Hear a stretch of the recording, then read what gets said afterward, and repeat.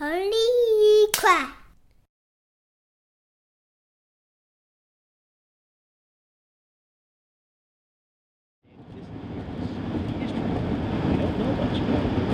Well, we're heading up to the jail. The jail administrator up here, he's been here for years, and he just noticed that everyone seems to be a repeat offender out here, at least in Custer County. He's just getting the same people cycling through.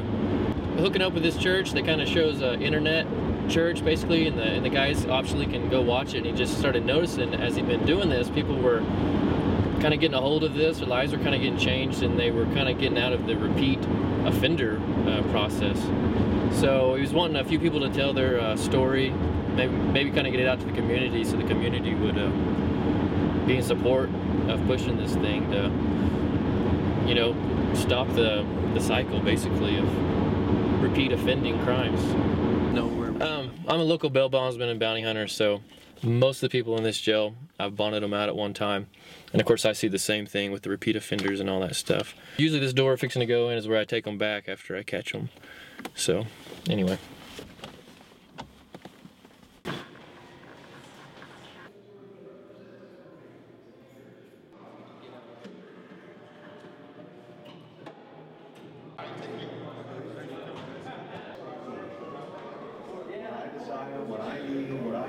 And I want to challenge you over the next few weeks to go on a journey with me, to pause and shift that focus to others and shift it to God and say, God, what do you desire for me in my life? And to those that we love the most, how can we be more healthy for them so that they can experience the best us that we can bring to that relationship? Thine is the kingdom and the power and the glory. Thine is the kingdom and the power and the glory. Now and forever. Amen. Now and forever. Amen. My name is Willie Lee Ford Jr. I'm 25 years old. I've been here for a year and 2 months now. Doing a 22-year sentence as of right now. I grew up basically around gang members, people who were on the corner selling the drugs, smoking the drugs, people living a fast life. Church services has helped me a lot, you know what I mean?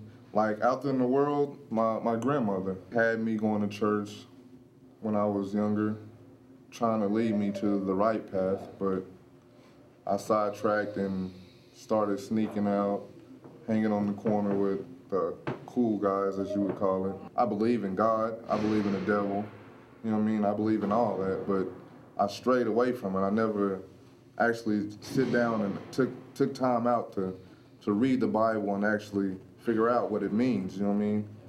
Now that I've come here and got a 22-year sentence, I've been in here a year, and Jerry has brought like basically new life to me with bringing these church services here and giving me a chance to get closer to God, you know what I mean? Yeah. And actually sitting down and reading the Bible, taking time out to find out what God has in store for me.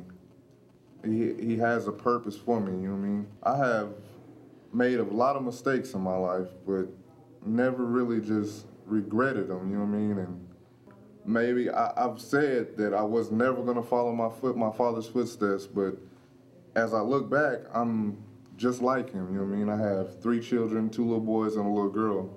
And my father was, most of my whole life was incarcerated, you know what I mean?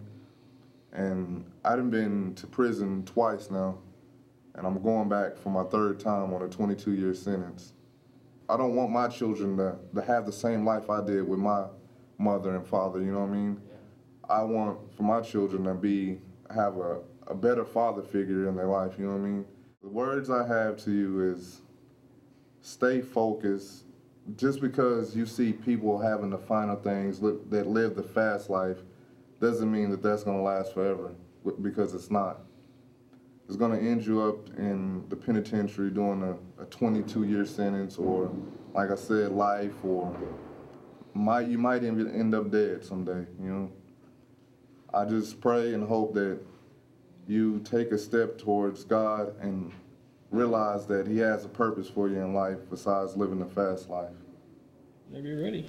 I think the thing that, if it hasn't got across to you guys that we're trying to get across here, is like, there's all kinds of programs, but there's nothing really in the jail.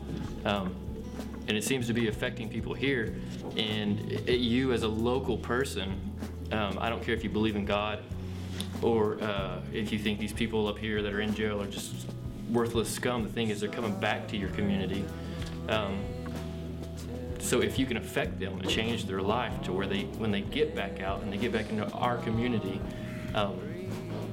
there's a change. And instead of our tax money going to keeping them in jail, I mean, they can actually be a person of society that helps out. So that's what we're trying to do here.